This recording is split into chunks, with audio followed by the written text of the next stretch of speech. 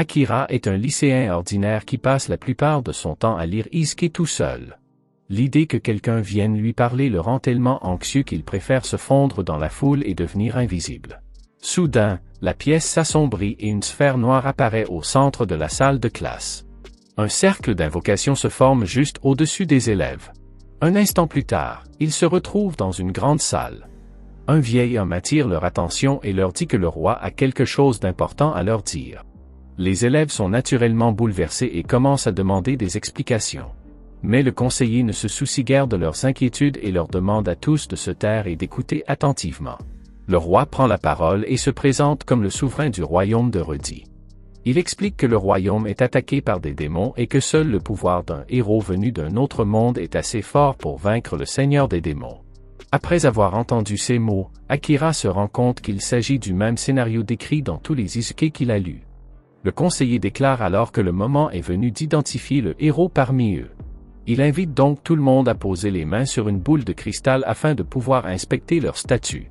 Le premier est Yuki, à qui on demande de prononcer le mot « statut » pour afficher ses statistiques.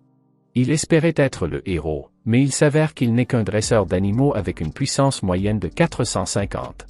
Le conseiller lui dit qu'il n'y a aucune raison d'être déçu, car il n'est encore qu'au niveau 1, mais ses statistiques dépassent déjà de loin celles d'une personne moyenne dans ce monde. Certains des autres élèves obtiennent des classes telles que exorciste, chevalier et même guérisseur. Le conseiller semble satisfait de la vaste gamme de compétences puissantes que possèdent les élèves invoqués. Il informe également les élèves qu'ils peuvent ouvrir une fenêtre d'état personnel en prononçant le mot « statut ». Quand Akira essaie, il découvre qu'il est un assassin, mais ses statistiques sont étrangement très élevées. Les statistiques d'Akira sont de 1800 points. C'est au tour de Tsukasa avec la boule de cristal, et à sa grande surprise, il découvre qu'il est le célèbre héros. Les autres élèves ne sont pas vraiment surpris par ce résultat, car Tsukasa a toujours été un prodige en athlétisme, en études et en leadership, il était donc le candidat le plus probable pour devenir un héros. Le conseiller commence à le féliciter pour ses statistiques si élevées, car la plupart des gens atteignent un maximum d'environ 500 points, alors qu'il en a environ 900. Akira est encore plus confus en voyant ces statistiques, car cela n'a aucun sens qu'elles soient aussi élevées. Son ami demande à Akira s'il veut être le prochain, car il ne reste plus beaucoup de personnes. L'idée de révéler ses statistiques à toutes les personnes présentes l'effraie, car il a lu suffisamment d'Isekai pour savoir qu'il y a quelque chose qui cloche chez le roi et sa fille. Montrer ses statistiques attirait trop l'attention. Il se rend compte qu'il possède une compétence maximale appelée « occultation de présence » et, dès qu'il l'active, il disparaît pratiquement du groupe sans que personne ne s'en aperçoive. Une fois que le conseiller a pris note des compétences de chacun, il leur dit que l'équipement nécessaire à leur formation leur sera bientôt fourni, mais que pour l'instant, ils seront accompagnés dans leur chambre.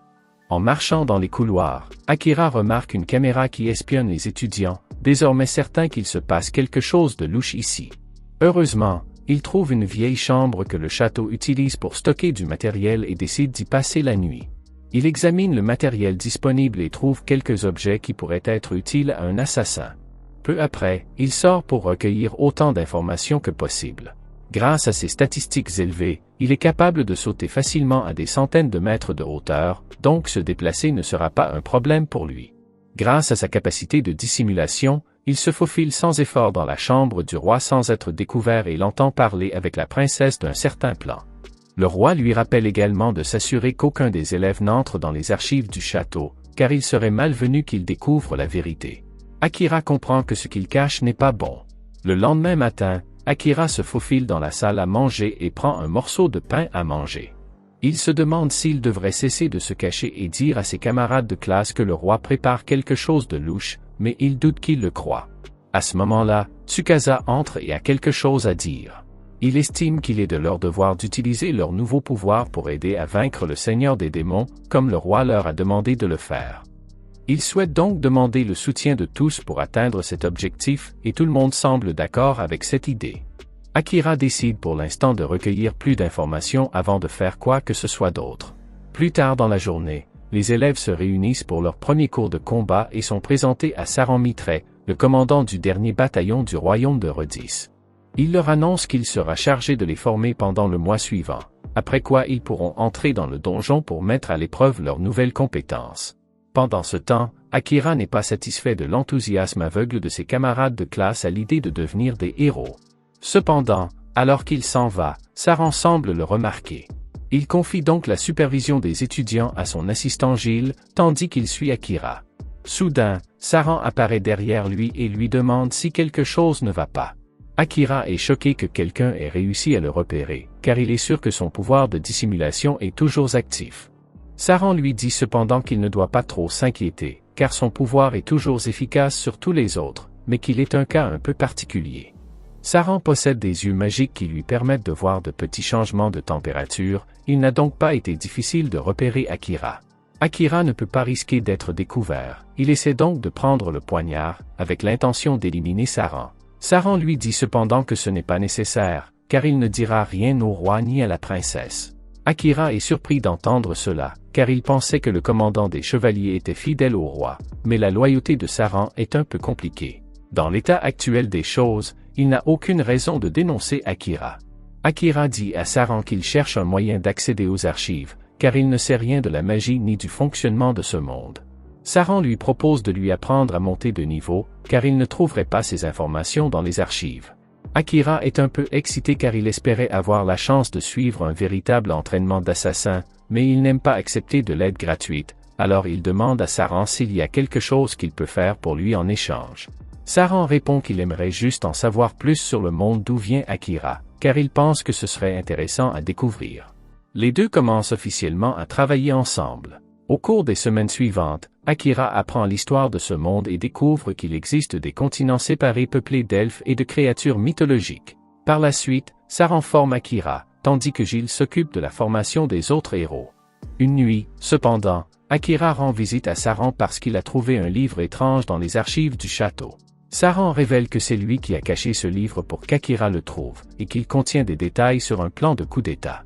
Il dit que le roi n'est plus apte à gouverner ce royaume, car il est prêt à payer un prix horrible pour son propre intérêt. Cela ne convient pas à Saran et aux autres chevaliers, mais il souhaite maintenir la situation aussi pacifique que possible afin d'éviter tout bain de sang inutile. Akira pense qu'il aurait été beaucoup plus facile de simplement tuer le roi lorsqu'il en avait l'occasion, mais Saran lui dit que tuer un homme n'est pas un fardeau facile à porter, surtout pour un adolescent comme lui. Ce n'est pas parce qu'il est un assassin qu'il est obligé de tuer. Akira apprécie les conseils de Saran, mais lui demande pourquoi il s'est autant occupé de lui, alors qu'il n'avait rien à y gagner.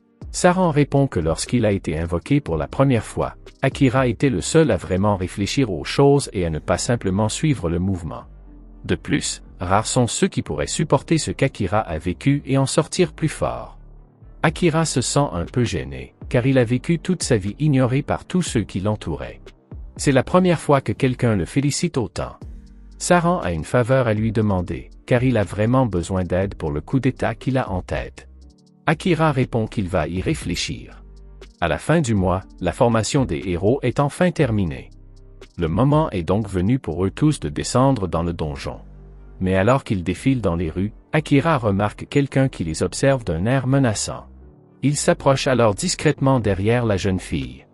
Akira veut simplement savoir pourquoi elle semble si hostile envers les héros, alors que tous les autres semblent les soutenir. La jeune fille lui demande s'il ne sait vraiment pas ce que le royaume doit sacrifier pour les convoquer ici. C'est la première fois qu'Akira entend parler d'un sacrifice, il n'est donc pas sûr de ce dont elle parle. Elle lui dit qu'il devrait découvrir la réponse par lui-même, car ce ne sera pas la dernière fois qu'ils se verront. Alors que le groupe se dirige vers le donjon, il est contraint de combattre un groupe d'orques. Akira suggère de battre en retraite pour le moment, et Saran est d'accord, car ils ont déjà suffisamment progressé. Il utilise son talent avec l'épée divine pour ouvrir un passage vers la sortie et dit à tout le monde de courir aussi vite que possible. Cependant, après avoir franchi la porte, ils se retrouvent encerclés par d'autres monstres, et leur chance de s'échapper semble mince. À ce moment-là, Tsukasa se souvient qu'avant de partir en mission, la princesse lui avait donné une bombe fumigène spéciale qui, selon elle, effraierait les monstres. Il décide de l'essayer et la lance sur les ogres. À sa grande horreur, la bombe fumigène transforme l'ogre en un minotaure, bien plus fort que tout ce qu'ils ont affronté jusqu'à présent. Lorsqu'Akira et Gilles arrivent, le groupe est déjà au bord de la défaite. Akira passe immédiatement à l'action et tente de poignarder le minotaure, mais sa peau est trop dure pour être transpercée et son épée se brise. Akira est contraint de battre en retraite et trouve Tsukasa agenouillé sur le sol, un bras cassé. Tsukasa n'arrive pas à accepter le fait qu'il ne soit pas assez fort pour vaincre le Minotaure seul. Akira sait que Tsukasa a un sens aigu des responsabilités, mais il n'a jamais été du genre à craquer sous la pression de cette manière, il a donc le sentiment que quelqu'un lui a fait quelque chose. Akira demande à l'exorciste du groupe d'essayer de lancer le sort de malédiction sur Tsukasa pour voir ce qui se passe. Comme prévu, les restes d'une malédiction flottent au-dessus de sa tête, ce qui lui fait comprendre que quelqu'un a certainement planifié toute l'attaque. Alors que la malédiction de Tsukasa est dissipée, Akira dit à Saran qu'il a l'intention d'essayer sa nouvelle capacité. Saran lance alors un éclair contre le Minotaure et, tandis que le monstre est foudroyé, Akira active sa magie de l'ombre. Des vrilles sombres commencent à émerger de l'ombre et transpercent le Minotaure. Une fois immobilisé, Akira commence à le traîner dans l'ombre jusqu'à ce que le monstre soit complètement dévoré, ne laissant que sa tête. Cependant, bien qu'il ait réussi à tuer le Minotaure, il ne maîtrise pas encore pleinement ses pouvoirs obscurs. Akira commence alors à lutter pour empêcher son pouvoir de lui échapper. Heureusement, Saran vient à son secours pour l'aider à rester calme jusqu'à ce qu'il parvienne enfin à retirer les ténèbres. Après la bataille, tout le monde retourne au château et Saran félicite Akira pour le succès de la mission. Bien que son pouvoir sur les ombres soit incroyablement puissant, il lui coûte également très cher. Saran dit à Akira de ne l'utiliser qu'en cas d'absolue nécessité. Saran lui remet également un katana et lui dit que la lame a été forgée par le premier héros invoqué il y a plusieurs siècles. Akira se demande cependant pourquoi Saran la lui donne plutôt qu'aux héros actuels, Tsukasa. Saran explique que Tsukasa a déjà reçu l'épée sacrée pour l'utiliser au combat. De plus, le roi remarquerait certainement que quelque chose ne va pas s'il voyait Tsukasa brandir le katana, car Saran l'a pratiquement volé dans l'armurerie royale. Akira accepte donc le katana et trouve fantastique de pouvoir utiliser la même épée que le héros précédent. Il se souvient de ce qui est arrivé à Tsukasa, et la malédiction persiste, alors Akira a l'intention de découvrir pourquoi. Plus tard dans la nuit, Akira se faufile dans la chambre de la princesse et la surprend en train de renforcer la malédiction sur Tsukasa à l'aide d'un cristal magique afin de le transformer en marionnette. Akira coupe alors le cristal en deux, ce qui devrait lever la malédiction, pour l'instant. Il pointe son épée vers sa gorge et lui demande pourquoi elle fait cela. La princesse répond que tout ce qu'elle fait est pour le bien du roi. En l'observant de plus près, il remarque qu'elle aussi est sous emprise, et qu'il ne serait pas juste de la tuer si elle n'agit pas de son plein gré.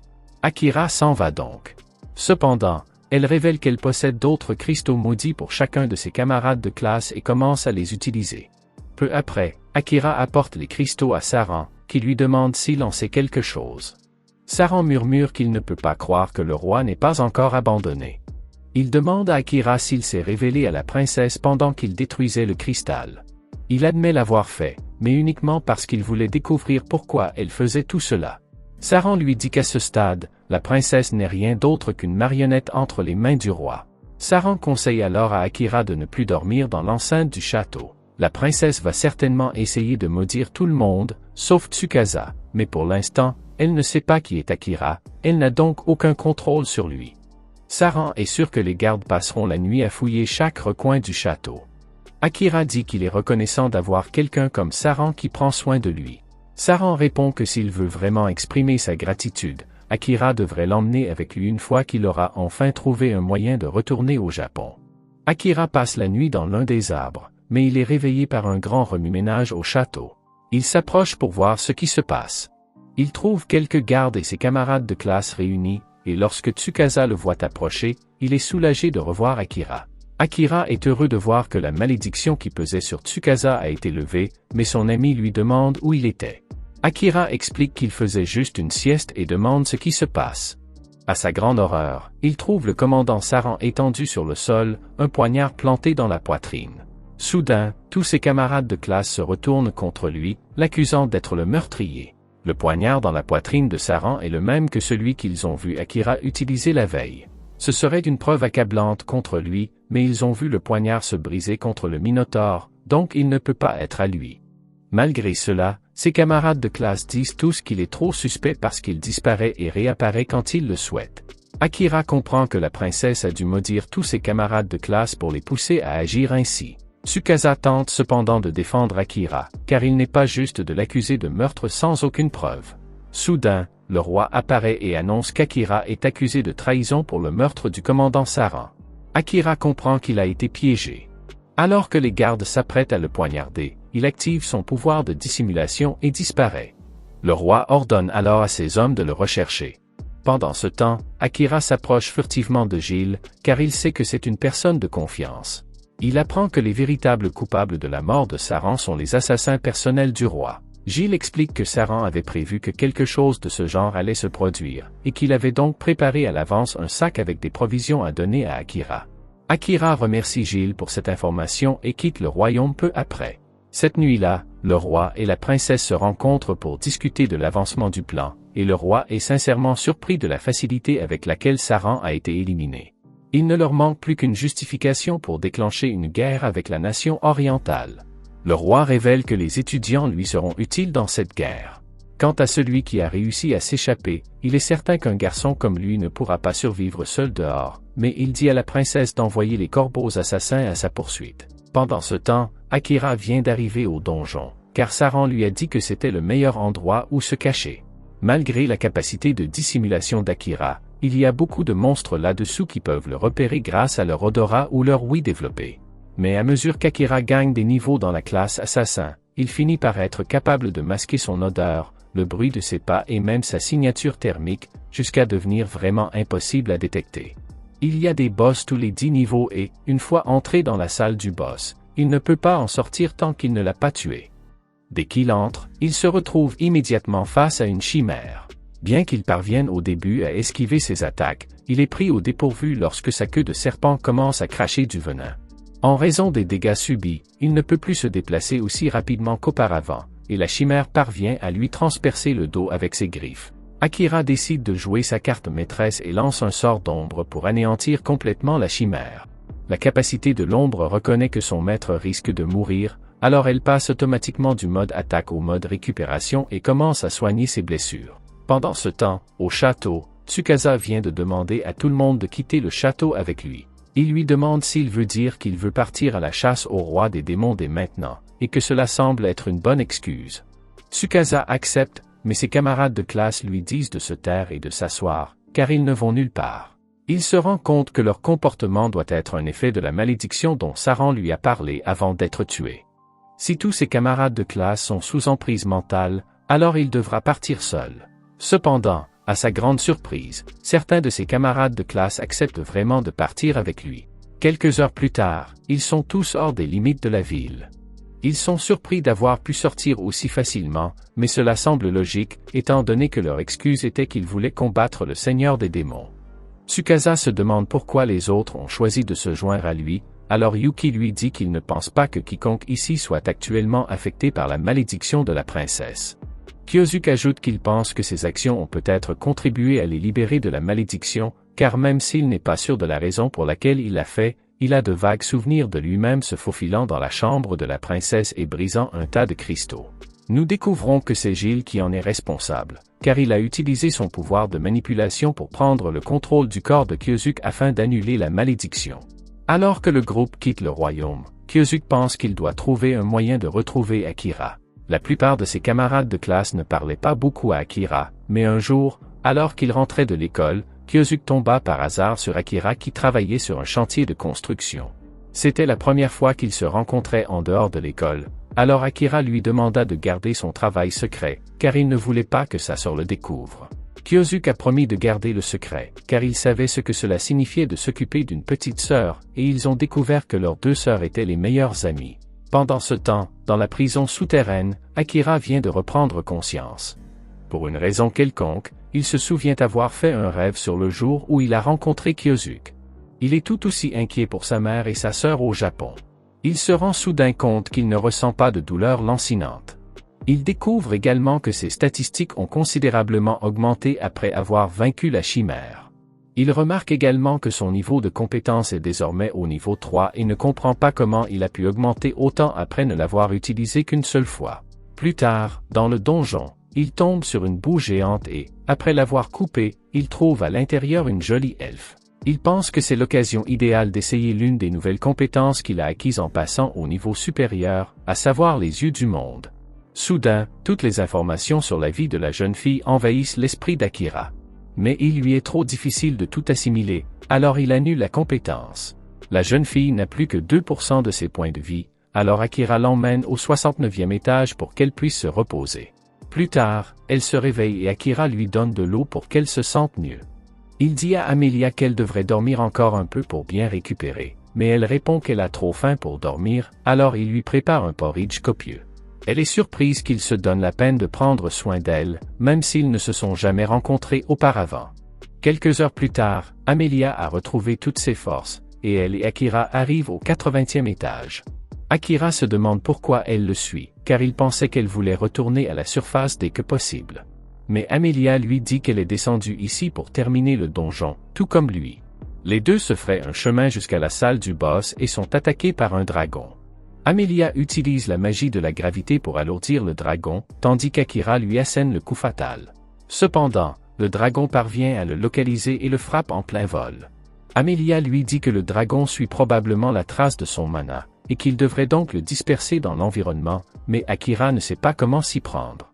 Il fait donc de son mieux et utilise son mana pur pour lancer une attaque contre le dragon avant de le poignarder à mort dans les yeux. Le dragon tombe à terre, vaincu, mais Amelia est perplexe face à ce qu'Akira vient de faire. Il lui explique alors qu'il ne savait pas comment diffuser son mana dans l'environnement, alors il a simplement utilisé le mana environnant pour attaquer. Amelia est choquée d'apprendre qu'il est capable d'une telle chose. Mais avant qu'elle ne puisse demander plus d'informations, le cadavre du dragon se met soudainement à briller. La lumière s'éteint et le dragon se transforme en un gros chat noir. Amelia découvre qu'il appartient à la classe des métamorphes, ce qui signifie qu'il n'est pas un vrai dragon. Akira comprend qu'elle utilise son œil du monde pour obtenir ces informations du chat. Amelia se demande pourquoi il ne l'utilise pas plus souvent, et Akira avoue qu'il est trop faible pour le contrôler. Amelia lui conseille de l'utiliser plus souvent afin de se familiariser avec lui. Le chat reprend conscience et exprime sa déception d'avoir été vaincu par un groupe d'enfants. Le chat révèle qu'il est un animal intelligent créé par le Seigneur des démons, et non un monstre ordinaire. Le chat demande quelques minutes pour leur annoncer le message du Seigneur des démons. Le Seigneur des démons parle à travers le chat et ordonne à Akira de se rendre à Volcano, le pays des démons. Il l'attendra dans son château. Akira est surpris que le Seigneur des démons le connaisse. Il se demande comment le Seigneur des démons savait qu'il serait dans le labyrinthe. Le chat avoue qu'il n'en a aucune idée, car les pensées du Seigneur des démons dépassent son entendement. Le chat accepte volontiers de mourir de la main d'Akira, mais Akira refuse de le faire. Le chat rappelle à Akira que tous les démons sont les ennemis des humains, et qu'il ne faut donc pas s'attendre à ce qu'ils fassent preuve de miséricorde. Akira répond qu'il s'en moque et souligne que les démons ne sont pas la seule espèce qui peut être maléfique. Amelia lui rappelle qu'ils ne peuvent pas quitter la pièce tant que le boss n'est pas tué. Le chat insiste pour qu'Akira le tue, mais Akira refuse car il aime les chats. Akira dit que s'il fait du chat noir son familier, celui-ci cessera d'être le boss du labyrinthe. Le chat fait remarquer que le rituel du pacte nécessite un contrôle exceptionnel du mana. Akira se demande ce qui se passera s'il échoue et le chat répond qu'ils pourraient tous deux mourir. Akira décide de prendre le risque, mais Amelia s'inquiète qu'il puisse gâcher sa vie trop facilement. Akira demande quelles sont les procédures du rituel et Amelia lui dit de commencer par donner un nom au chat. Akira pose sa main sur le chat et l'appelle Night, en raison de son magnifique pelage sombre. Amelia lui dit de poser sa main sur la patte de Night et de canaliser son mana en lui. Il suit ses instructions et pose sa main sur Night. Son esprit est transporté dans l'esprit de Night et il se retrouve à tomber dans une ville dévastée par le feu. Il voit Night qui devient fou et lui crie d'arrêter sa rage. Le chat se tourne vers lui et lui lance une boule de feu. Akira bloque la plupart des dégâts, mais est blessé à l'épaule. Night lui ordonne de dégainer son épée et de le tuer, car il n'y a pas d'autre moyen de sortir de son esprit. Le corps d'Akira dans le monde réel reflète ses blessures. Akira se précipite vers Night. Night sort ses griffes pour se défendre, mais Akira se laisse poignarder intentionnellement. Night se demande pourquoi Akira insiste pour le laisser vivre au lieu de le tuer et d'obtenir une issue gratuite. Akira souligne qu'il ne tuera pas Night, mais Night lui rappelle qu'il est un monstre, mais Akira s'en moque. Akira promet de prendre soin de lui et de le surveiller afin qu'il ne cause pas de destruction comme il l'a fait dans ses souvenirs. Night se transforme en chat domestique et se blottit dans les bras d'Akira. Akira retourne dans le monde réel et la marque sur la tête de Night se transforme pour correspondre au symbole sur la main d'Akira. Night reprend conscience et exprime son enthousiasme pour ce que l'avenir leur réserve à tous les deux. Soudain, un cercle de téléportation apparaît et Night est soulagé que leur idée ait fonctionné. Akira est impatient de partir, mais il sait que Night ne peut pas encore bouger. Alors il se demande quoi faire. Night révèle que le cercle ne disparaîtra pas tant qu'il n'aura pas été utilisé. Il demande donc quelques minutes pour se reposer et récupérer. Pendant ce temps, les autres héros arrivent dans la ville de Yamato. Tsukasa est surpris, car il ne s'attendait pas à ce que les rumeurs sur l'existence de la ville soient vraies.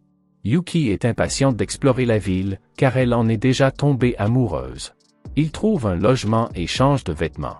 Les filles rejoignent les garçons à table et commencent à manger. Après le déjeuner, Tsukasa suggère de discuter de l'avancement de leur mission. Il fait remarquer qu'ils sont à court d'argent et qu'ils doivent donc trouver rapidement un travail. Rinu suggère de devenir aventurier. Il est sûr qu'il y a une guilde à proximité où ils peuvent s'inscrire, car ils ont croisé des aventuriers en chemin.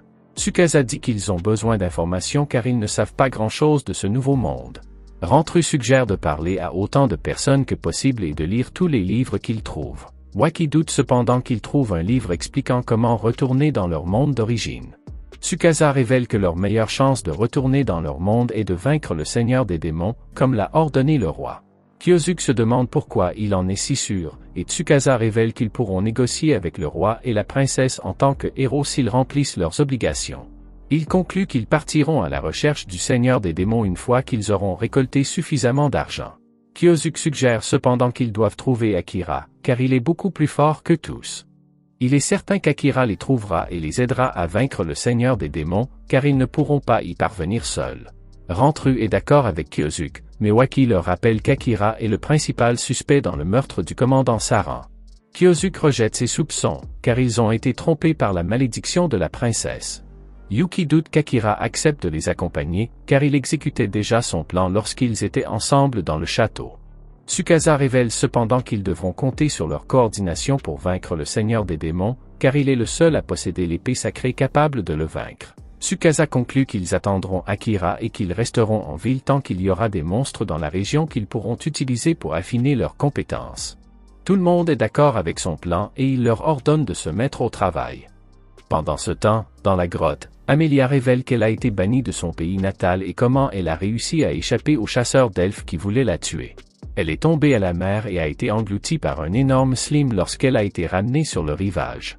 La fois suivante où elle a ouvert les yeux, elle a rencontré Akira. Night est surpris qu'elle ait été avalée par un slime, car ceux-ci ne mangent généralement pas les elfes. Amelia révèle qu'elle est reconnaissante au slime, car elle n'aurait jamais rencontré Akira si le monstre ne l'avait pas avalé. Akira insiste pour qu'elle retourne dans sa ville natale et règle les choses avec ses proches, mais Amelia révèle qu'elle n'a plus de maison. Akira est certain qu'elle peut en parler à sa sœur, mais elle insiste sur le fait que cela ne marchera jamais. Il comprend ses raisons, car il a une petite sœur, tout comme elle. Akira se souvient quand il lui a acheté un nouveau téléphone parce que l'ancien avait l'écran cassé. QI l'a réprimandé pour avoir fait des heures supplémentaires et perdu des heures de sommeil juste pour lui acheter un cadeau qu'elle n'avait pas demandé. La mère s'est immiscée dans leur conversation et ils ont tous deux été surpris, car elle n'aurait pas dû bouger autant. Elle les rassure en leur disant qu'elle va bien. La mère explique à Igui qu'Akira lui a acheté le téléphone uniquement parce qu'il l'aime. QI décide finalement de fermer les yeux sur son erreur et d'accepter le cadeau. Akira explique qu'il est normal que les familles se disputent, mais que cela n'auront jamais les liens qui les unissent. Il exprime son désir de retourner dans son monde pour revoir sa famille, mais révèle qu'il doit d'abord venger la mort de Saran. Sa soif de sang est si intense qu'elle effraie Amelia. Night va la consoler et avertit Akira de contrôler ses sentiments. Il s'excuse alors de s'être laissé emporter par ses émotions. Night lui rappelle que si l'un d'eux meurt, l'autre perdra également la vie en raison de leur pacte. Akira est conscient de cette condition, mais cela lui est égal car il peut communiquer avec Night dans son esprit, quelle que soit la distance qui les sépare. Amelia est jalouse de Night car Akira est plus proche du chat d'elle. Après s'être reposé, Akira demande à Night où mène le cercle de téléportation, et Night admet qu'il ne le sait pas. Il souligne que seuls quelques démons peuvent créer et utiliser des cercles magiques. Amelia révèle qu'elle a entendu dire que les cercles de téléportation bleus emmènent ceux qui les utilisent où ils le souhaitent. Mais si plusieurs personnes l'utilisent, le cercle ne répond qu'à un seul utilisateur. Akira n'aime pas cette condition, car il ne serait pas sûr de leur destination s'ils l'utilisaient tous en même temps. Amelia révèle qu'elle se moque de l'endroit où elle finira, tant qu'elle reste avec lui. Akira est convaincu par sa réponse, alors ils entrent tous dans le cercle. Il envisage d'utiliser le cercle pour rentrer chez lui, mais rejette cette idée, car il ne veut pas y retourner dans les conditions actuelles. Soudain, ils sont téléportés sur le premier continent, qui est le pays des elfes. Akira est satisfait de la distance parcourue, mais Amelia est prise d'une crise de panique car elle ne voulait pas y retourner si tôt. Un chasseur lui tire soudainement une flèche depuis la forêt, mais Akira réagit assez rapidement pour la pousser hors de la trajectoire. Le chasseur tire une autre flèche, mais Akira la repousse avec son couteau de lancer. Il s'approche et menace de couper la tête du chasseur s'il tire une autre flèche. Amelia reconnaît le chasseur comme étant Liam. Il lui révèle que le continent n'est plus sa maison car elle n'est plus reconnue comme leur princesse. Il lui conseille de continuer à fuir, mais Akira le met hors d'état de nuire, car il en a assez de ses discours. Amelia le remercie, mais il lui répond qu'il n'y a pas de quoi, car ils sont encerclés. Elle regarde autour d'elle dans la forêt et voit des dizaines de chasseurs qui pointent leurs flèches vers elle. Soudain, Kilika sort de la forêt et elle jure de lui faire payer ses crimes. Elle ne la laissera pas s'en tirer à bon compte comme la dernière fois. Akira se rend alors compte qu'il s'est trompé au sujet des familles, car la querelle entre les sœurs est bien plus grave qu'il ne l'avait imaginé. Avant tout cela, la vie d'Amelia se déroulait plutôt bien. Elle devait devenir la prochaine souveraine du royaume des elfes et elle entretenait d'excellentes relations avec sa sœur, du moins le croyait-elle. Peu à peu, tous ses conseillers et gardes commencèrent à se retourner contre elle, jusqu'au jour où Kilika l'accusa soudainement d'avoir commis un crime. Sans mener d'enquête, les gardes conclurent qu'Amelia devait être coupable, car elle était la fille maudite. Elle fut contrainte de fuir le royaume avant que Kilika et les gardes ne puissent la capturer. Dans le présent, elle tente de dire à Kilika qu'elle partira de son plein gré, mais Kilika est déterminée à capturer Amelia. Cependant, avant que Kilika ne puisse faire quoi que ce soit, Akira protège Amelia. Kilika demande à Akira qui il croit être pour s'immiscer dans les affaires des elfes, mais il répond qu'il a rencontré Amelia la veille et qu'il l'aime bien, donc il ne permettra pas à Kilika de lui parler de cette façon. Il lui demande quel crime Amelia a commis, et Kilika révèle un gros bleu sur tout son bras. Elle dit à Akira qu'Amelia l'a empoisonné avec une potion. Faire du mal à un autre membre de la famille royale est absolument impardonnable. Amelia se défend et dit que ce qu'elle a donné à Kilika était une potion, mais Kilika répond que personne ne le croira jamais. Kilika s'approche alors d'Akira et le regarde droit dans les yeux. Amelia comprend immédiatement ce qu'elle essaie de faire, alors elle avertit Akira de s'éloigner d'elle, mais il est déjà trop tard. Kilika déclare que son sort hypnotique est déjà actif. Le cœur d'Akira lui appartient désormais, ce qui signifie qu'Amelia n'a plus aucun allié. Amelia hurle à Kilika d'annuler son sort et de s'excuser auprès d'Akira, car il devrait pouvoir décider lui-même qui il aime. Voir Amelia aussi en colère surprend Kilika, car elle a toujours su que sa sœur était une personne faible et sans caractère. À ce moment-là, Akira intervient et dit à Amelia de se calmer, car il n'est sous l'emprise d'aucun sort. En effet, les pouvoirs mentaux ne fonctionnent efficacement que sur les personnes les plus faibles. Il dit à Kilika qu'elle devra retirer les fausses accusations qu'elle a portées contre Amelia. Kilika lui demande ce qui lui fait penser que ces accusations sont fausses. Akira lui explique qu'il sait qu'Amelia n'est pas le genre de personne à empoisonner un membre de sa propre famille. Kilika comprend qu'elle ne parviendra pas à convaincre Akira de lui livrer Amelia, alors elle ordonne à tous ses gardes de le tuer immédiatement, mais avant qu'ils ne puissent l'attaquer, le roi de la nation des elfes arrive et leur ordonne de baisser leurs armes. Kilika est choqué de le voir là, car il était censé être en voyage d'inspection pendant les mois à venir, mais il explique qu'un incident s'est produit et qu'il est revenu plus tôt que prévu. Le roi comprend immédiatement qu'elle a dû utiliser son pouvoir hypnotique pour contrôler les gardes. Il lui ordonne de les libérer immédiatement, puis s'approche d'Amelia pour s'excuser et lui assure que Kilika sera puni pour ses actes. Il se tourne ensuite vers Akira et lui ordonne de partir immédiatement, car il n'y a aucune raison pour qu'un humain se trouve sur le territoire des elfes. Amelia tente de défendre Akira et dit à son père que c'est lui qui l'a sauvé et ramené ici. Cependant, bien que le roi soit reconnaissant à Akira d'avoir ramené Amelia auprès de lui, il continue à ne pas apprécier les humains et ordonne donc à Akira de partir. Amelia dit alors qu'elle partira aussi, mais le roi se met en colère et dit qu'il ne le permettra pas. Amelia est la seule en qui il a confiance pour gouverner le royaume après sa mort, il ne la laissera donc pas partir. Akira répond cependant que c'est à Amelia de décider. Le roi ordonne à Akira de rester en dehors de cela, car cela ne le concerne pas. Akira n'est pas un sujet du roi, il n'a donc aucune raison d'obéir à ses ordres. Le roi lance alors un défi à Akira, à condition que le perdant obéisse aux ordres du vainqueur, et Akira accepte. Le roi déclare que le duel aura lieu au pied de l'arbre sacré, conformément à leur tradition. Alors qu'il marche vers l'arbre, Akira se souvient que Kilika a qualifié Amelia de fille maudite, et il lui demande ce que cela signifie. Amelia explique qu'il existe une ancienne légende elfique selon laquelle chaque fois que des jumeaux naissent, l'un d'eux sera différent de ses parents. On dit que cet enfant apporte le malheur sur Terre. C'est pour cette raison qu'on les appelle les enfants maudits. Autrefois, les gens tuaient le jumeau différent à la naissance, et Knight est surpris d'apprendre que les elfes continuent d'y croire malgré le fait que la légende ait été démontrée comme étant une simple superstition il y a longtemps. Amelia dit que ce n'est généralement plus un problème, mais Kilika en parle souvent ces derniers temps parce que la couleur de ses yeux et de ses cheveux est différente de celle du reste de sa famille. Il est assez évident que Kilika utilise simplement cela comme excuse pour éloigner Amelia. Ils finissent par arriver à l'arbre sacré. Comme c'est Kilika qui a déclenché tout ce chaos, c'est elle qui affrontera Akira dans le duel. Avant le début du combat, Akira décide qu'il n'utilisera pas son pouvoir d'occultation, car cela n'aurait aucun sens de gagner si personne ne pouvait le voir clairement. Amelia prévient Akira que Kilika est la meilleure épéiste parmi les elfes. Akira remarque qu'Amelia semble avoir une grande estime pour Kilika, malgré tout ce qui s'est passé. Elle lui explique alors qu'elles étaient très proches lorsqu'elles étaient petites.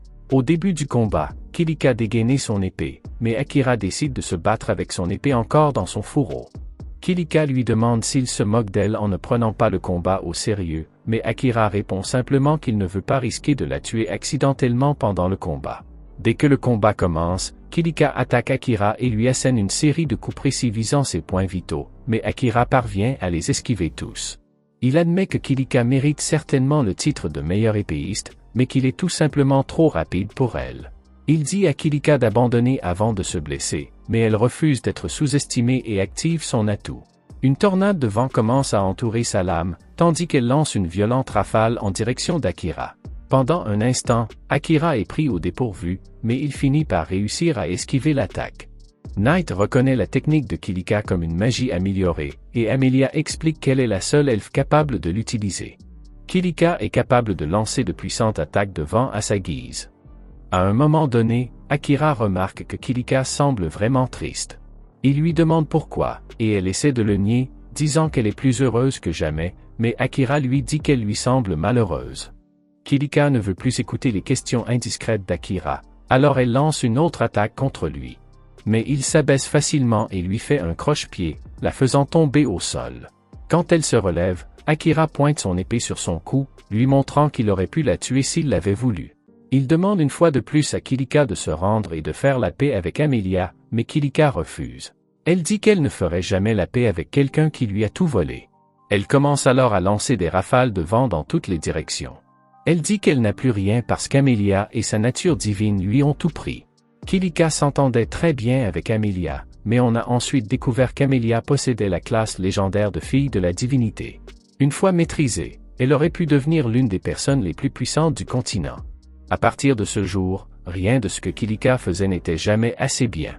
Amelia essaie de lui dire que ce n'est pas vrai, mais Kilika ne veut pas l'écouter. À ce moment-là, Liam s'approche d'Amelia et lui demande de l'aider à sauver Kilika. Elle comprend immédiatement ce qu'il essaie de faire. Elle grimpe sur le dos de Knight et utilise le pouvoir de la branche de l'arbre sacré que Liam lui a donné pour lancer un sort de purification et libérer tout le monde du sort hypnotique de Kilika. Kilika déclenche sa plus puissante rafale de vent et Akira est obligé d'utiliser sa magie de l'ombre pour la contrer. Il finit par réussir à renverser Kilika, lui faisant perdre l'envie de se battre. À ce moment-là, Liam et Amelia s'approchent et Kilika leur demande s'ils sont là pour se moquer d'elle maintenant qu'elle a été vaincue. Liam lui répond que ce n'est pas le cas, car il est en réalité inquiet pour elle. Mais elle ne le croit pas, car elle pense que dès que le sort hypnotique a cessé de fonctionner sur lui, il s'est précipité aux côtés d'Amelia et l'a aidé à briser le sort. Amelia dit cependant à Kilika qu'elle se trompe, car Liam n'a jamais été sous son charme. Kilika pense qu'Amelia lui ment, et qu'il devrait donc l'exécuter, car elle ne veut plus vivre ainsi. Mais le roi dit que si quelqu'un doit être puni, c'est lui-même, car c'est lui qui a provoqué la transformation de Kilika. Le roi lui explique qu'il y a longtemps, Il avait scellé certains de ses souvenirs pour la protéger, mais qu'il réalise maintenant que c'était une erreur.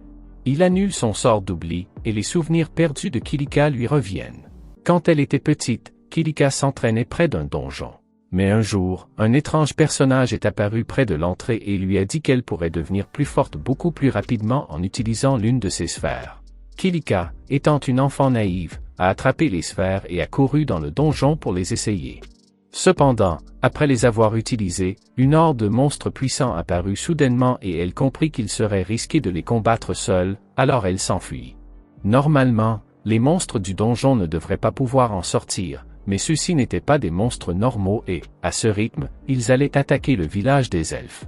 Kilika décida donc de rester et de les combattre. Le chaos alerta les autres elfes du danger, et des renforts arrivèrent.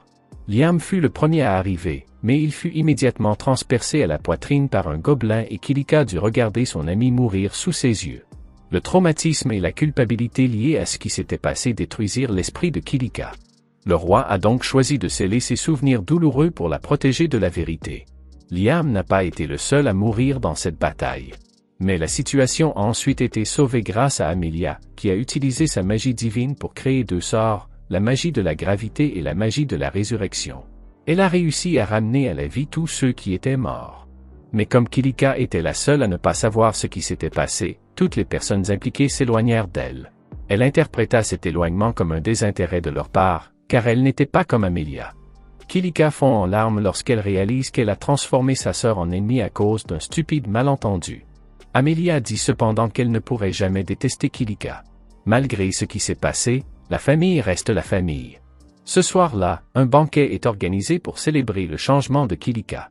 Le roi remercie ensuite Akira d'avoir aidé à résoudre le problème. Comme promis, il accepte de laisser Amelia décider quoi faire, même si cela signifie qu'elle partira en voyage avec Akira. Le roi demande à Akira où il compte aller. Il répond qu'il se rend sur le continent des bêtes, car Knight lui a dit que c'était un excellent endroit pour acheter des armes et de l'équipement. Pendant ce temps, Kyosuke et le reste des camarades de classe d'Akira montent à bord d'un navire qui se dirige également vers le continent des bêtes. Au départ, ils avaient prévu d'attendre qu'Akira se manifeste, mais ils sont déjà devenus si forts que les monstres du donjon ne leur apportent plus d'expérience. Plutôt que de rester les bras croisés, ils ont donc décidé de se rendre sur le continent des bêtes pour améliorer leur équipement. Le lendemain, le roi des elfes prépare une escorte pour accompagner Akira et Amelia jusqu'aux frontières du royaume, afin qu'ils puissent poursuivre leur voyage. Pendant le trajet en calèche, Akira demande à Knight pourquoi il était si indécis pendant le drame avec les elfes, car il aurait certainement pu faire plus pour intervenir. Il explique qu'il ne voulait pas révéler qu'il était un démon, car tout le monde ne l'aurait pas accepté comme lui l'avait fait. Akira lui demande si le seigneur des démons est d'accord, car il pourrait encore l'observer. Knight lui répond qu'il a raison, car ses yeux et ses oreilles sont toujours connectés au seigneur des démons. Cependant, il n'a plus aucun contrôle sur ses actions, et Knight n'a aucune intention de trahir Akira. Akira est heureux de l'entendre, car il pourrait finir par se heurter au seigneur des démons lorsqu'ils se rencontreront enfin. Mais Amelia a le sentiment que le seigneur des démons veut être son ami et Knight partage le même sentiment, car le geste qu'Akira a fait hier a certainement suscité l'intérêt du seigneur des démons. Peu de gens sont capables d'utiliser la magie de l'ombre au combat. À ce moment précis, Akira perçoit quelque chose plus loin. Après avoir jeté un coup d'œil avec un télescope, le cocher confirme qu'il y a effectivement un groupe de bandits plus loin. Malheureusement, les bandits les remarquent également et détiennent une jeune fille elfe en otage, menaçant de la tuer si Akira et les autres ne font pas exactement ce qu'ils leur disent. Amelia descend de la calèche et, dès que les bandits voient la couleur de ses cheveux, ils s'excitent car ils la reconnaissent comme l'une des princesses elfiques. S'ils l'offrent à leur grame, ils auront certainement une grosse prime. Cependant, tandis que les bandits ricanent entre eux, Akira active son pouvoir de dissimulation. En un instant, il met tous les bandits hors d'état de nuire. Akira commence alors à se demander qui est ce Lord Gram dont parlent les bandits. Heureusement, le cocher dit avoir déjà entendu parler de Lord Gram. Il informe Akira que Gram est un membre de la famille royale. Akira demande alors à l'homme de ramener les bandits au château des elfes. Pendant ce temps, lui et Amelia poursuivront leur voyage à pied. Peu après, Akira, Amelia et Knight montent à bord d'un bateau et, une fois arrivés à destination, Akira a l'intention de se procurer du nouvel équipement afin de pouvoir passer au niveau supérieur. Akira dit qu'il doit continuer à s'améliorer s'il veut venger Saran. Knight dit que la ville vers laquelle il se dirige possède un labyrinthe, alors Akira veut monter de niveau une fois qu'ils y seront arrivés. Cependant, cela prendra au moins quelques jours, alors il dit qu'il devrait simplement se détendre et profiter du voyage jusqu'à ce moment-là. Amelia est enthousiaste car c'est la première fois qu'elle voyage en bateau et elle dit qu'elle a hâte de regarder le coucher de soleil avec Akira. Akira, quant à lui, est occupé à lire un livre que le père d'Amelia lui a offert. Ils arrivent enfin sur le continent du peuple des bêtes, et alors qu'ils descendent du bateau, Akira remarque que les humains sont les seuls à effectuer des travaux manuels ici, ce qui semble un peu étrange. Dans la ville, Akira est confronté à un groupe d'hommes bêtes qui lui ordonne de quitter Amelia et de partir. Il se rend compte que les hommes bêtes méprisent les humains et que traiter avec ces bouffons pourrait devenir un gros problème. Mais tout le monde se met à se moquer d'Akira, car il est impossible qu'un humain frêle puisse résister à leur force. Même si Akira pourrait facilement les battre, il choisit la solution la plus élégante et utilise sa magie de l'ombre pour les aveugler. Mais alors qu'ils entrent dans la ville, il remarque que beaucoup de gens les regardent fixement, et que leur regard semble être dirigé vers Knight. Knight explique qu'ici, les chats sont méprisés et craints. Plus tard dans la soirée, il s'enregistre dans un hôtel et, après avoir pris un copieux repas, Akira suggère d'aller se coucher. La chambre dispose de 2 lits, mais Amelia, rougissant, dit qu'ils sont si grands qu'elle et Akira pourraient probablement en partager un seul. En entendant cela, Akira est pris au dépourvu, alors Knight décide de sortir pour laisser un peu d'intimité aux deux. Amelia annonce qu'elle va prendre une douche, alors il ne sait pas quoi faire. Quand Amelia revient, elle trouve Akira utilisant la technique avancée de faire semblant de dormir. Elle décide alors de reporter les activités qu'elle avait prévues et se couche à côté de lui pour dormir un peu. Le lendemain matin, Knight revient dans la chambre et, lorsqu'il voit Akira et Amelia au lit ensemble, il suppose qu'ils ont finalement passé un bon moment.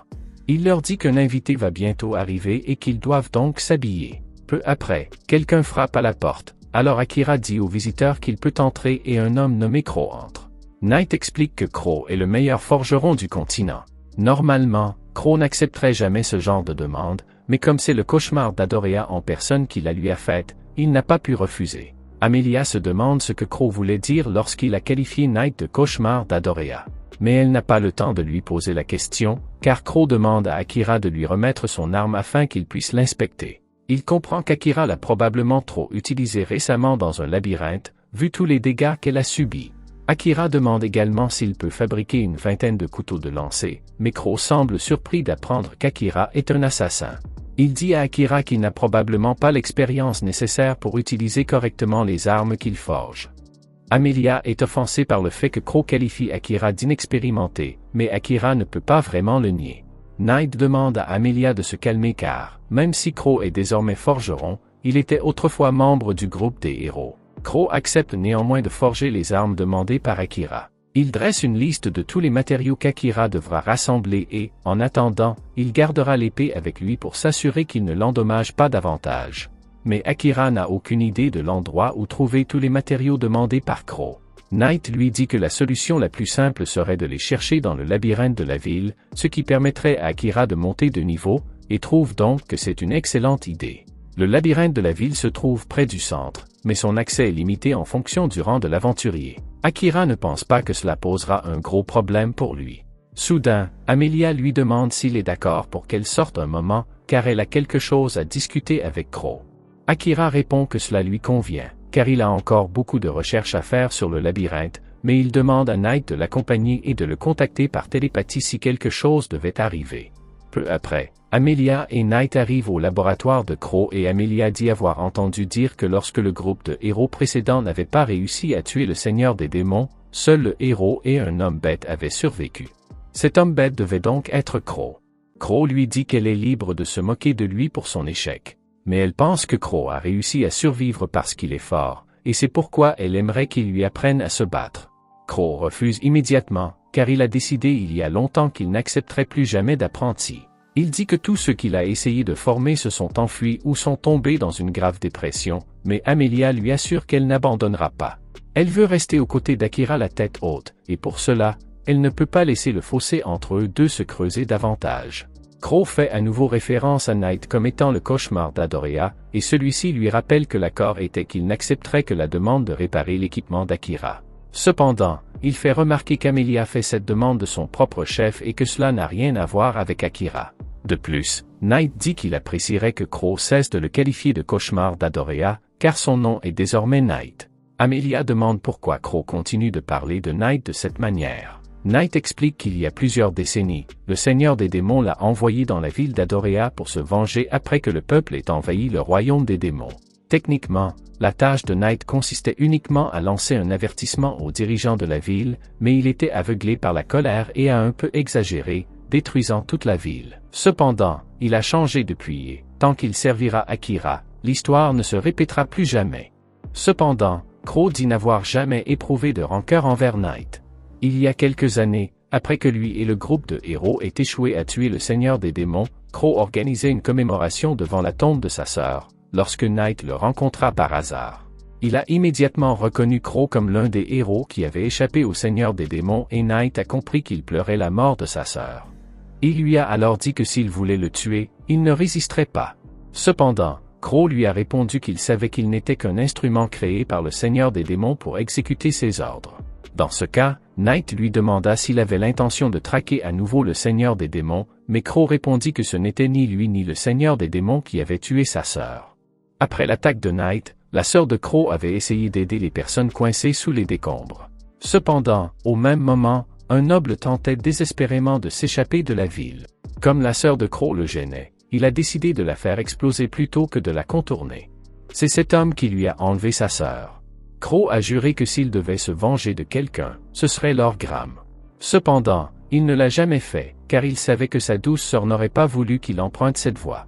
À ce moment-là, Amelia intervient et traite Crow de lâche pour ne pas avoir vengé sa sœur. Il s'est simplement inventé l'idée que sa sœur ne l'aurait pas voulu pour justifier sa fuite de la réalité, et Amelia comprend mieux que quiconque ce qu'il traverse. Elle a passé beaucoup de temps à se mentir à elle-même, prétendant que c'était pour le bien de sa sœur, mais Akira lui a ouvert les yeux sur son erreur. Les paroles d'Amelia touchent profondément Crow.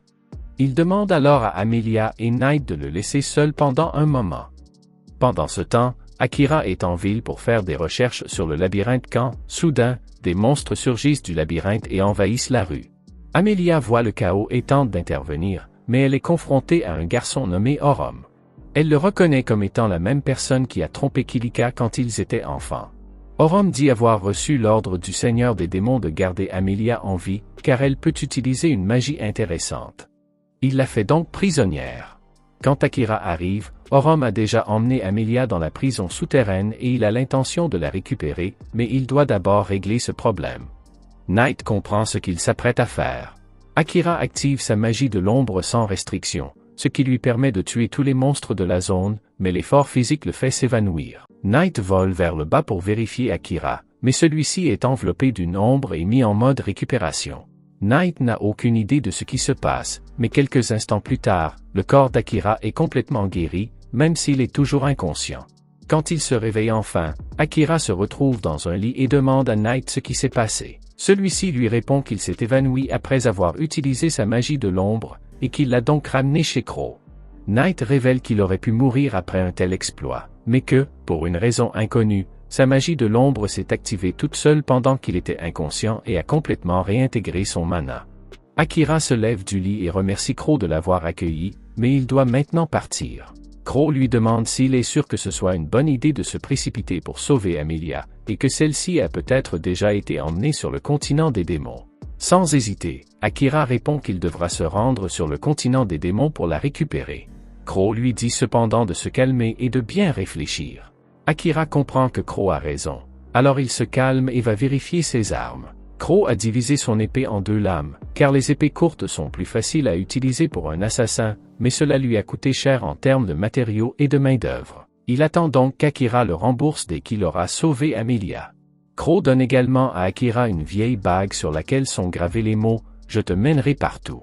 La bague a été forgée par un héros du passé et est enchantée d'une magie qui mènera celui qui la porte vers tout ce qu'il désire.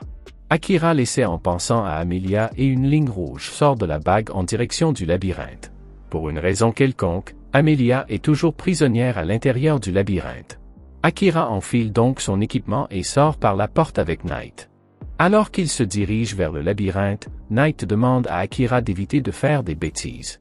Akira s'excuse car il se souvient maintenant que s'il meurt, Knight mourra aussi, alors il promet d'être plus prudent à l'avenir. Pendant ce temps, dans les profondeurs du labyrinthe, Orom est satisfait de la façon dont les choses se déroulent jusqu'à présent. Il explique que les démons comme lui ont un pouvoir magique qui leur permet de contrôler les monstres, mais qu'il n'a jamais eu l'occasion de l'essayer sur une espèce humanoïde auparavant. Il est donc impatient de voir quel effet cela aurait sur Amelia. Il s'avère cependant qu'il ne peut pas contrôler Amelia, mais le sort l'a immobilisée, il lui est donc facile de la garder sous contrôle. Orom lui explique que seuls les démons de deuxième catégorie sont capables d'utiliser la magie de téléportation, et qu'il n'est qu'un démon de troisième catégorie, il doit donc attendre l'arrivée de son chef avant de pouvoir téléporter Amelia avec eux. Amelia lui demande où exactement il compte la téléporter, mais Orom répond qu'il n'en a aucune idée et lui assure qu'il ne ment pas. Il sait qu'Amelia essaie de lui extorquer des informations, mais cela lui est égal car il est sûr qu'Akira ne serait pas capable de le battre. Il dit à Amelia qu'il n'a pas l'intention de la tuer, car il a reçu l'ordre de présenter Amelia au Seigneur des démons vivante et en bonne santé. Pendant ce temps, Akira vient d'arriver devant le labyrinthe. D'après l'anneau, Amelia est certainement là-dessous. Cependant, avant qu'il puisse entrer, une jeune fille appelle Akira et lui dit qu'elle veut l'aider à sauver Amelia. Akira la reconnaît comme étant la jeune fille qu'il a rencontrée lors du défilé des héros, mais il ne lui a jamais dit qu'Amelia se trouvait à l'intérieur du labyrinthe. Il lui demande d'expliquer comment elle sait qu'Amelia est prisonnière. La jeune fille lui dit qu'elle a utilisé son odorat pour suivre l'odeur d'Amelia jusqu'à cet endroit. Akira ne semble pas convaincu, mais Knight lui dit qu'il est normal que la race des bêtes réveille son odorat, donc ce qu'elle dit pourrait être vrai. La jeune fille dit à Akira qu'elle s'appelle Lia Lagoon et qu'elle est la première princesse de la nation d'Uruk. Elle a appris que le seigneur des démons avait pris pour cible la princesse Amelia, alors elle a voulu les avertir. Si tel est le cas, Akira lui demande pourquoi elle ne l'a pas prévenue dès leur arrivée en ville, mais elle répond qu'elle n'était pas sûre qu'il la croirait sans preuve. Akira comprend que Lia ne ment pas, mais il remarque son pouvoir de barrière spirituelle. Elle explique que les barrières normales ne peuvent être utilisées qu'à un seul endroit, mais que sa barrière spirituelle peut être appliquée à des objets en mouvement. Akira lui demande si cela signifie qu'elle peut appliquer les barrières aux personnes, et Lia le confirme. Lia lui dit également que le Seigneur des démons recherche Amelia parce qu'il veut mettre la main sur sa magie de résurrection. Après avoir entendu cela, Akira dit à Lia de se joindre à lui car il n'y a pas de temps à perdre. Pendant ce temps, dans le labyrinthe, Orom vient de dire à Amelia que le Seigneur des démons est à la recherche de sa magie de résurrection. Elle ne comprend pas, car les démons ont déjà une vie pratiquement infinie et ne meurent pas facilement. Malheureusement, Orom ne le sait pas non plus, car la magie de résurrection ne fonctionne pas sur les personnes qui sont mortes depuis trop longtemps. Et une fois utilisée, elle ne peut pas être réutilisée avant plusieurs jours, ce qui limite considérablement ses applications. Amelia est surprise qu'Orom en sache autant sur sa magie de résurrection. Mais il change de sujet et fait remarquer qu'une fois Akira tué, Amelia ne pourra pas le ressusciter, car elle a déjà utilisé sa magie pour se ressusciter elle-même après le coup fatal qu'elle a reçu. Alors qu'il se dirige vers le donjon, Akira demande à Lia ce qu'elle faisait dans le royaume de Reti lorsqu'il l'a rencontrée pour la première fois. Elle lui explique que sa famille avait été kidnappée par une boue noire, et qu'elle était donc là pour les rechercher. Akira est surpris d'apprendre qu'une boue noire a enlevé la famille de Lia, car Amelia a également rencontré une boue noire, mais il ne sait pas si les deux événements sont liés. Lia poursuit en disant qu'elle a été adoptée par la famille royale d'Uruk et qu'elle vivait auparavant dans un village isolé. Un jour, une boue noire est soudainement apparue. Bien que les boues soient généralement des monstres qui peuvent être vaincus d'un seul coup, celle-ci a englouti le père, la mère, le petit frère et tous les habitants du village de Lia en une seule journée. Aucune boue normale n'aurait pu faire cela, elle est donc convaincue que quelqu'un l'a modifiée et lâchée dans la nature. Après que toutes les personnes que Lia connaissait aient été capturées par la boue, la famille royale lui a offert un poste de médecin, car elle voyait la valeur de ses capacités de protectrice.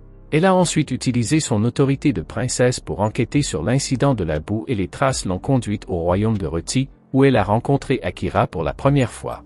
Elle découvrit que son village n'était pas le seul à avoir été attaqué et qu'un grand nombre d'humains, de bêtes et de quelques elfes avaient disparu dans des incidents similaires. Leur vie avait ensuite été consumée dans le cadre d'un rituel d'invocation.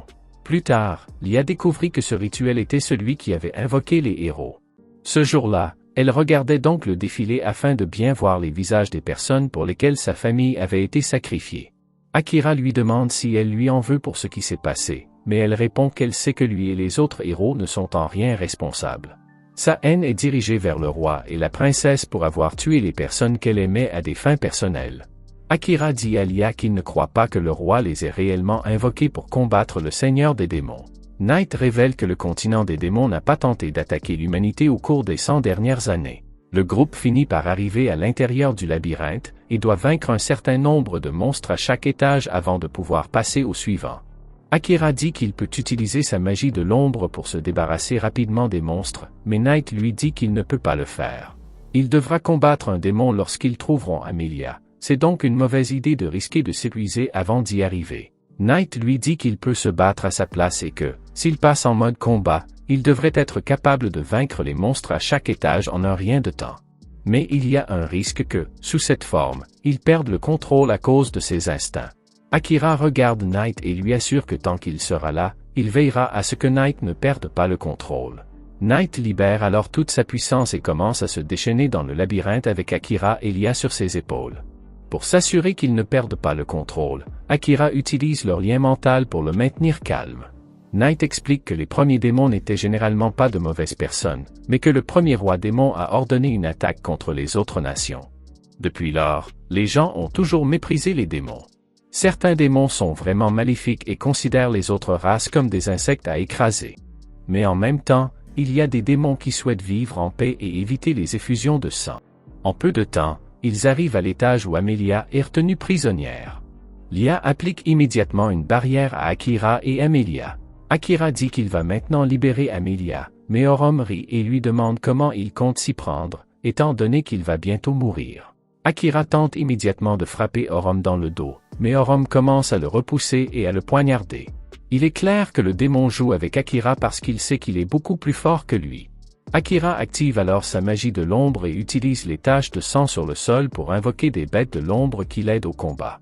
Orom ne s'y attendait pas, il est donc rapidement submergé par les bêtes. Cela permet à Akira de s'approcher alors qu'il a baissé sa garde et de lui couper les bras et les jambes, le laissant gravement blessé. En dernier recours, Orom utilise sa magie pour invoquer les monstres du labyrinthe afin qu'ils attaquent Akira, mais Lia lance une barrière spirituelle autour de lui avant que les monstres n'attaquent, redirigeant leur coup vers eux. Même si Akira savait que la chose la plus intelligente à faire était de le tuer, il n'y parvient pas car Orom ressemble tellement à un être humain. Soudain, le chef d'Orom fait son apparition. Akira ne sait plus quoi faire, car s'il a eu tant de mal à combattre un démon de 3e niveau, il n'a aucune chance de vaincre un démon de 2e niveau. C'est le 6e épisode de ce nouvel anime. Quelle capacité aimeriez-vous avoir? Commentez et abonnez-vous pour ne pas manquer la prochaine vidéo. À bientôt.